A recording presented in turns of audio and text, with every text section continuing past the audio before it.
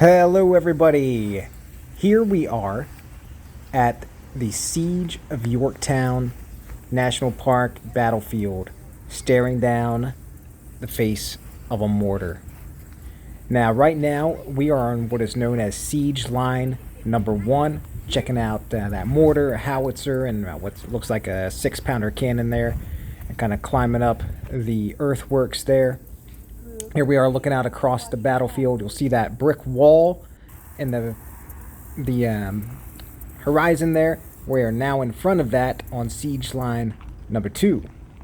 Now this line extended quite far, probably about a mile at least, I would say, close going towards the York River. Now the siege line couldn't extend all the way due to some British outposts known as Redoubt number 9 and 10, which prevented the siege lines from going all the way to the river and completely enclosing Lord Cornwallis's British army. Now here we are looking at Redoubt number 9, which was taken by our French allies during the battle. You can see now it was guarded by those pointed posts, and here we are entering in the redoubt. It's kind of like a crater almost, with earthworks on top that 120 British soldiers hid in. And we go further towards the river to take a look at Redoubt number 10, and listen here while I tell you the tale. Alright, here we are, folks, at a very important spot at the Battle of Yorktown. So this area right here is known as Redoubt number 10. Redoubt number 9, footage you saw a second before, was over that way behind us, if you can see there. Now, these redoubts 9 and 10 stood in the way of the siege lines of the colonial army, the Continental Army rather, of General George Washington, moving from that direction behind us forward towards this way in the town of Yorktown, where General Lord Cornwallis was fortified.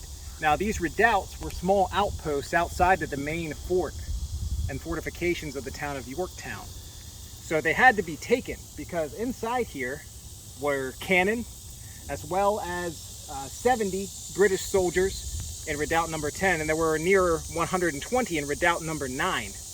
Now the French, our allies during this siege, took Redoubt number 10, and the Americans and the Continental Army took Redoubt number 9, the French took Redoubt number 9, the Americans took Redoubt number 10 right here.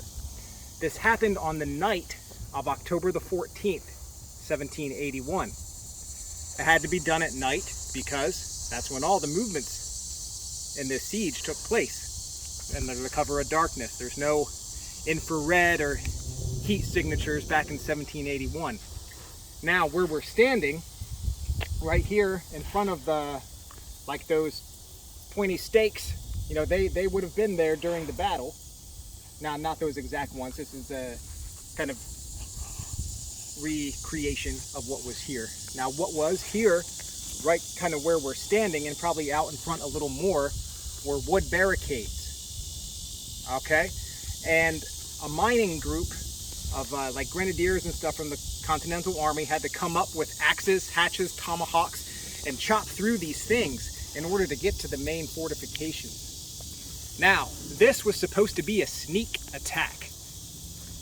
The Continental Army, a battalion under command of Lieutenant Colonel Alexander Hamilton, who you know from the $10 bill and perhaps a popular Broadway musical, was in charge of taking Redoubt number 10 here. Now, his forces, under the cover of night, wanted to move in dead silence.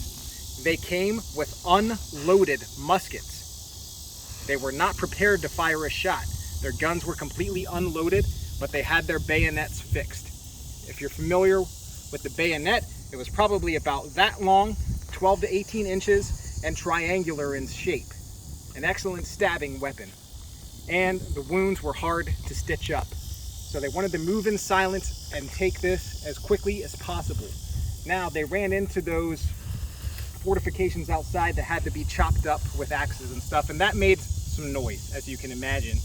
And the British heard it. So they started opening fire. So Alexander Hamilton and his men had to run up this way as quickly as they could and make their way over those pointy, pungy sticks, whatever you want to call them, and up over the mound into the redoubt to take it and conquer the British in there.